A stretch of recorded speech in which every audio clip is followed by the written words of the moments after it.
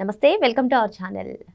తిరుమల లడ్డూ కల్తీ నెయ్యి కేసులో అప్పటి ఈవోగా వ్యవహరించినటువంటి ధర్మారెడ్డి సిట్ అధికారుల ముందు 2 రోజుల పాటు విచారణకు హాజరైన సంగతి తెలిసిందే. మరి ఆయన అప్రూవర్గా కూడా మారారు అని చెప్తున్నారు. మరి ఈ నేపథ్యంలో ఆయన ఇచ్చినటువంటి స్టేట్మెంట్ ప్రస్తుతం చర్చనీయాంశంగా మారింది. ఒకవేళ నేను చేసింది తప్పైతే వాళ్ళు చేసింది తప్పే కదా అని ఆయన చెప్పడంలో వాళ్ళు అంటే ఎవరిని ఉద్దేశించి ఆయన చెప్పారు? వైవి సుబ్బారెడ్డా, జగన్మోహన్ రెడ్డా? మరి దీనిపైన పూర్తిగా విశ్లేషించేందుకు మనతో పాటుగా ఉన్నారు ప్రముఖ ఆర్థిక, రాజకీయ, సామాజిక విశ్లేషకులు అపసాని రాజేష్ గారు. నమస్తే సార్. నమస్కారం. ధర్మారెడ్డి ఇచ్చినటువంటి స్టేట్మెంట్ మీదే ప్రస్తుతం చర్చనీయాంశంగా మారిందని చెప్పుకోవచ్చు సార్. అసలు ఈ స్టేట్మెంట్ వల్ల ఎవరికి ఉచ్చుబిగిస్తుందంటారు? అటు వైవి సుబ్బారెడ్డి కూడా ఈరోజు విచారణ ఎదుర్కోబోతున్నారు. మరి వైవి సుబ్బారెడ్డి కూడా విచారణలో పలు కీలక అంశాలు చెప్పే అవకాశం ఉందంటారా? తద్వారా జగన్మోహన్ రెడ్డి గారికి కూడా ఈ కేసులో ఇన్వాల్వ్మెంట్ ఉందంటారా? ఏం జరగబోతుందంటారు?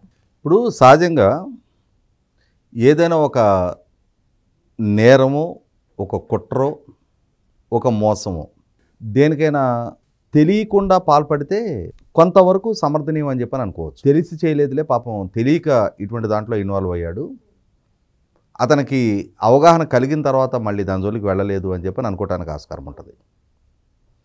కానీ ఇక్కడ సంవత్సరాల తరబడి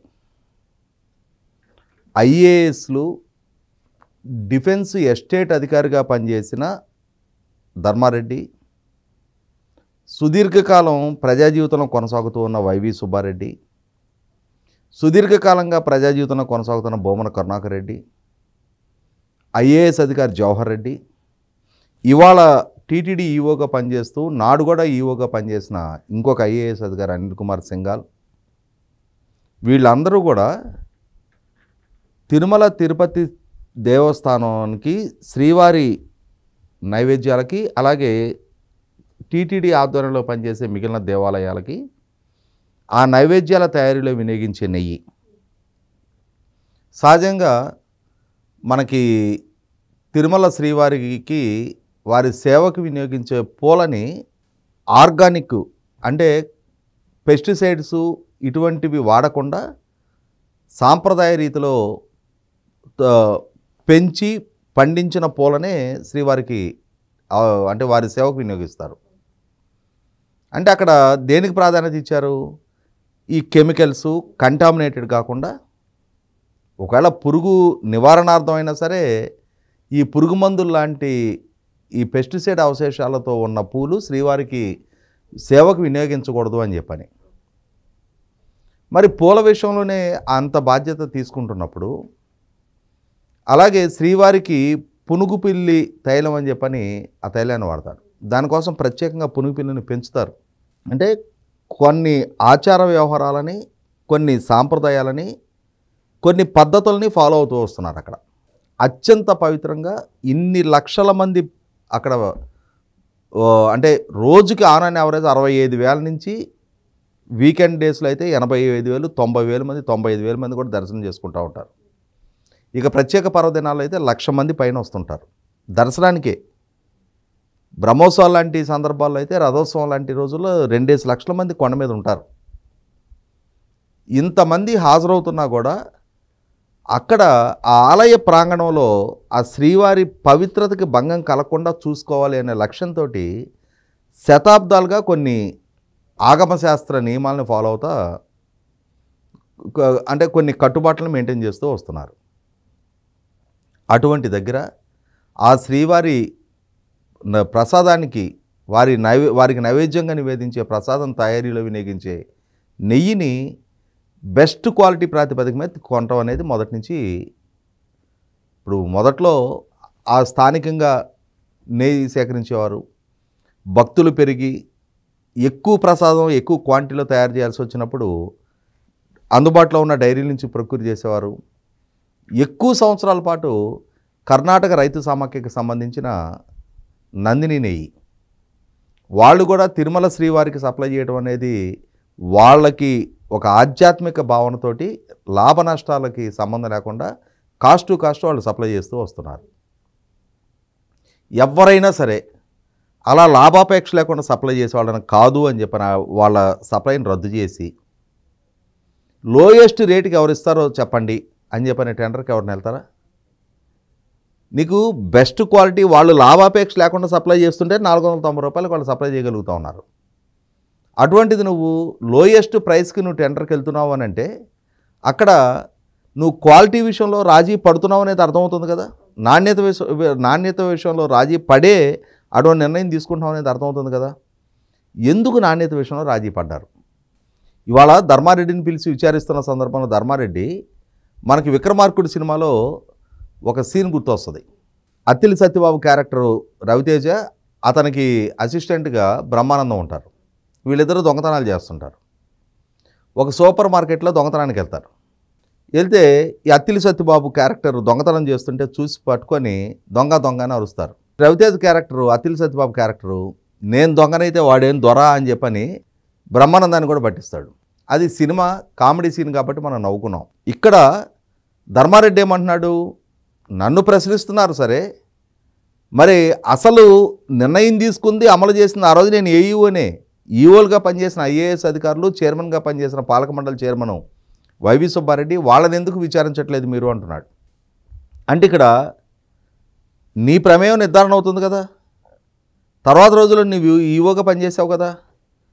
ఇక్కడ గమనించుకోవాల్సిందేంటి, అయోధ్య రామాలయ విగ్రహ ప్రతిష్ఠ సందర్భంగా టీటీడీ నుంచి 1,00,000 లడ్డూలు పంపించారు. ఆ 1,00,000 లడ్డూలు తయారు చేసే సందర్భంలో మాత్రం మళ్ళీ బెస్ట్ క్వాలిటీ నెయ్యి తీసుకొచ్చి తయారు చేయించారంట. ఎందుకు అంటే నువ్వు వాడుతున్న నెయ్యి కంటామినేటెడ్ నెయ్యి అనేది నీకు అర్థమైంది కాబట్టి కదా. అందుకే నేను నెయ్యి మార్చి అక్కడికి మాత్రం ప్రత్యేకమైన నెయ్యిని ఎందుకు పంపించావు? మనకి ఇంట్లో ఏమవుద్దంటే రైతులు గ్రామీణ ప్రాంతాల్లో ముక్కిపోయిన వడ్లు ఉండేవి, తడిసిపోయిన వడ్లు, రంగుమారిన బియ్యం. తప్పని పరిస్థితిలో మంచి క్వాలిటీ వడ్లేం బయట అమ్ముకునేవాళ్ళు, ఇంట్లో ఇవే తినేవాళ్ళు. ఎవరన్నా చుట్టం వస్తున్నాడు అనుకున్న రోజు కొంచెం మంచి బియ్యం తీసుకొచ్చి ఉండేవాళ్ళు. అంటే వీళ్ళు కూడా ఏంటి, అదంటే రైతు ఆ రెక్కల కష్టంతో పండించిన బియ్యం కాబట్టి వాటిని పారబోసుకోలేక తన కుటుంబ సభ్యులు త్యాగం చేసి ఆ ముక్కిపోయిన బియ్యం వాళ్ళు తింటున్నారు. కానీ మీరు శ్రీవారి నైవేద్యానికి వినియోగించే సింపుల్ క్యాలిక్యులేషన్ ఇక్కడ ఆన్ అండ్ యావరేజీ 65,000 మంది మనం ఏ రోజు ఇప్పుడు అప్డేట్స్ వస్తూ ఉన్నాయి న్యూస్లో కూడా. నిన్న శ్రీవారిని ఎంతమంది దర్శనం చేసుకున్నారు, ఎంతమంది తలనీలాలు ఇచ్చారు, హుండీ ఆదాయం ఎంత వచ్చింది, ఇవన్నీ మనం గణాంకాలు చూస్తుంటాం. ఏ రోజుకి ఆ రోజు బులెటిన్స్ వస్తూ ఉంటాయి. ఆన్ అండ్ యావరేజ్ని 60 నుంచి 65,000 మంది దర్శనం చేసుకుంటూ ఉన్నారు. వీకెండ్ డేస్లో 80-85,000 మంది కూడా, 90,000 మంది కూడా దర్శనం చేసుకుంటున్నారు. సరే సుమారుగా 70,000 మంది పర్ డే అనుకుందాం మనం యావరేజ్న. నెలకి 21 లక్షల మంది, సంవత్సరానికి 2.5 కోట్ల మంది. ఈ 5 సంవత్సరాల్లో ప్రత్యక్షంగా సుమారుగా 12.5 కోట్ల మంది వీళ్ళ పాలనా హయాంలో దర్శనం చేసుకున్నారు. వాళ్ళ ద్వారా ప్రతి ఒక్కళ్ళు కనీసం ఆన్ అండ్ యావరేజ్లో ఒక వ్యక్తికి 1 నుంచి 3 లడ్డూల దాకా కొనుగోలు చేస్తారు. అంటే ఒక కుటుంబం వస్తే 5 నుంచి 10 లడ్డూలు కొనుగోలు చేస్తారు మినిమం. అలా కొనుగోలు చేసిన లడ్డూల్ని ఇళ్ళకి తీసుకెళ్ళి వాళ్ళ ఇళ్ళ చుట్టుపక్కల వాళ్ళందరికీ కూడా పంచుకుంటారు. మనం చూస్తుంటాం కదా, బోలెడు మంది మనకి ఇక్కడ ఛానల్లోనే ఇక్కడికి తీసుకొచ్చి ఎంతమంది స్టాఫ్ ఉంటే అంతమందికి ఇక్కడ ప్రసాదం పెడుతున్నారు కదా. అంటే ఒక వ్యక్తి తిరుపతి వెళ్ళొస్తే ఇక్కడ ఒక 50-100 మంది మనం ప్రసాదం తీసుకుంటున్నాం.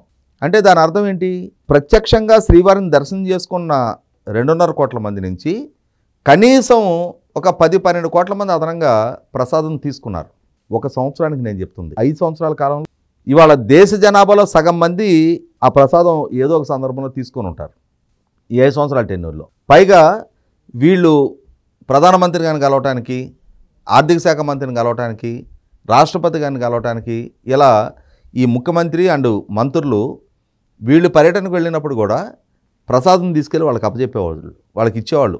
వాళ్ళు కూడా శ్రీవారి ప్రసాదం అని చెప్పని వాళ్ళు ఆ పవిత్ర భావంతో ఆ ప్రసాదం తీసుకున్నారు కదా. ఏం ప్రసాదం పెట్టారు మీరు అంటే అసలు ఇక్కడ మనకు అర్థం కావాల్సింది ఏంటి అంటే, మొన్న కూడా మాట్లాడుకున్నాం, మళ్ళీ ఇవాళ కూడా మాట్లాడుకుంటున్నాం అదే అంశం. మతోన్మాదంతో బాబ్రీ మసీదు కూల్చివేత రోజున దేశవ్యాప్తంగా 200 పేలుళ్ళు పేల్చి వేలాది మంది ప్రాణాలు తీయాలి అని చెప్పని ఉగ్రవాదులు కుట్ర పన్నారు. కారణం ఏంటి, అక్కడ వాళ్ళని ప్రోవోకేట్ చేసిన ఇష్యూ ఏంటి? రిలిజియన్. ఇవాళ వీళ్ళు పేల్చే ఈ పేలుల కారణంగా చనిపోయే వాళ్ళకి వీళ్ళకి ప్రత్యక్ష పోరాటం లేదు, వైరం లేదు. వీళ్ళు ఒక మతంలో పుట్టారు. ఆ మతోన్మాదం వీళ్ళని మిగిలిన సమాజం మీద, దేశం మీద పగ తీర్చుకోమని తయారు చేస్తుంది.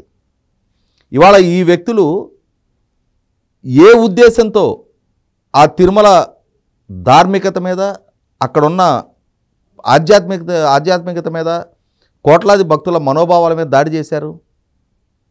తెలిసి ఇవాళ ధర్మారెడ్డి అయినా, వైవి సుబ్బారెడ్డి అయినా, జగన్మోహన్ రెడ్డి అయినా, జవహర్ రెడ్డి అయినా, సింగాలైనా, ఎవరైనా సరే నిర్ణయాధికారం వాళ్ళ చేతిలో ఉన్నప్పుడు, బాధ్యత వాళ్ళకి అప్పచెప్పినప్పుడు రాజ్యాంగం మీద ప్రమాణ స్వీకారం చేసి భయము, పక్షపాతము, రాగద్వేషాలకు అతీతంగా పరిపాలన చేస్తామని వీళ్ళు రాజ్యాంగం మీద ప్రమాణ స్వీకారం చేస్తారు. మరి ఆ రాజ్యాంగం మీద ప్రమాణ స్వీకార స్ఫూర్తి ఏమైపోయింది? ఎందుకు ఈ మతం మీద, ఈ ఆచార వ్యవహారాల మీద, ఈ ధార్మికత మీద, ఇన్ని కోట్ల మంది మనోభావాల మీద దాడి చెయ్యాలి అన్న భావన వీళ్ళకి కలిగింది? ఆ ప్రాంగణాన్ని అపవిత్రం చేయాలి అన్న దురుద్దేశం వీళ్ళకి ఎందుకు కలిగింది? ఎవరి ఆదేశాలతో, ఎవరు ప్రేరేపిస్తే? మనం ఎప్పుడో చరిత్రలో గజనీ ఈ దేశం మీద దాడి చేశాడు, గోరీ ఈ దేశం మీద దాడి చేశాడు. బహుమనీ సుల్తాన్లు విజయనగరంలో, హంపి విజయనగరం సందర్శనకు వెళ్తే మనకి ఆలయాల నిలువున కూల్చేసి ఉంటాయి. విగ్రహాలని మొండాలను, అంటే తలలు నరికేసి, వినాయక విగ్రహం ఉంటే తొండం నరికేసి, చేతులు నరికేసి, ఇటువంటివి చూస్తూ ఉంటాం మనం. అటువంటి సంఘటనలు చూసినప్పుడు మనకి అదే మన సాంప్రదాయం మీద, మన ఆచార వ్యవహారాల మీద, మన సనాతన ధర్మం మీద ఇంత దాడి జరిగిందా అని చెప్పని ఆ రోజు మనం పుట్టలా, ఆ రోజు ఏం జరిగిందో మనం చూడాల. కానీ ప్రత్యక్షంగా చూస్తుంటే మన రోమాలు నిక్కపొడుచుకుంటాయి. నేను 1993లో వెళ్ళాను. నేను 24 సంవత్సరాల వయసులో శబరిమల వెళ్తూ విజయనగరం, హంపి చూసుకుంటూ వెళ్ళాము ఆ రూట్లో మేము. అప్పుడు అక్కడ జరిగిన ఆ విధ్వంసం, ఆ దారుణాలు అవన్నీ కళ్ళతో చూస్తేనే మనకు అటువంటి రోమాలు నిక్కపొడుచుకుంటాయే. మరి వీళ్ళు చేసిన దానికి కోట్లాది మంది హిందూ సమాజం ఏ విధంగా స్పందించాలి? ఇవాళ హిందూ ధర్మపీఠాలు, హిందూ మఠాలు, స్వాములు, హిందూ సంస్థలు, ధర్మప్రచార సంస్థలు, వీళ్ళందరూ ఇంకా ఎందుకనో వేగంగా స్పందించటంలా, కఠినంగా స్పందించటంలా. ఇదే అపచారం సంవత్సరాల తరబడి ఇంకా వేరే ఎవరి విషయంలో ఇంకెవరు చేసినా సరే ఈ పాటికి ఫత్వాలు జారీ అయ్యాయి. వీళ్ళని శిరచ్ఛేదనం చేయండి, వాళ్ళని మేము బహిష్కరిస్తున్నాం, సంఘ బహిష్కరిస్తున్నాం, ఈ విధమైన ఫత్వాలు జారీ అవుతూ ఉండేవి. ఎంత ధైర్యం, ఎంత సాహసం కాకుంటే ఇటువంటి చర్యలకు వీళ్ళు ఉపక్రమించారు. ఇవాళ ధర్మారెడ్డి అంటే నాదేం లేదు, పైవాళ్ళు చెప్పారు అని అంటే పైవాళ్ళు చెప్తే ఏ గడ్డైనా తింటావా? ఎవరి విషయంలో ఏ అపచారాలకు పాల్పడతా ఉన్నావు? ఇదే ధర్మారెడ్డి అక్కడ ఈవోగా పనిచేస్తున్న సందర్భంలోనే అతను ఒక్కొక్కనొక్క కొడుకు చనిపోయాడు. వాడు కుర్రాడు, చనిపోవాలని కూడా మనం కోరుకోలే. కానీ వీళ్ళు చేసిన పాపాలు కదా ఆ పిల్లలకు తగిలింది. వీళ్ళ నిర్వాహక పర్యవసానం కదా ఇటువంటి చర్యలు. మరి వాళ్ళ కుటుంబాలు బలైపోతుంది. ఇవాళ అది చూసిన తర్వాత అయినా సరే ధర్మారెడ్డి ఆ స్థానాన్ని ఎగ్జిక్యూటివ్ ఆఫీసర్గా, ధర్మకర్తల మండలి ఎగ్జిక్యూటివ్ ఆఫీసర్, మనకి ఒక లిప్తమాత్రపు దర్శనం కోసం మనం ఎన్నో వ్యయప్రయాసాలు కోర్చి అక్కడికి వెళ్తాం. అటువంటిది వీళ్ళు అక్కడికి వెళ్తే ఒక గంట సేపు నిలబడాలన్నా నిలబడే స్వేచ్ఛ, హక్కు, అధికారం వాళ్ళకి అంటే ఆ స్థానం కల్పించింది.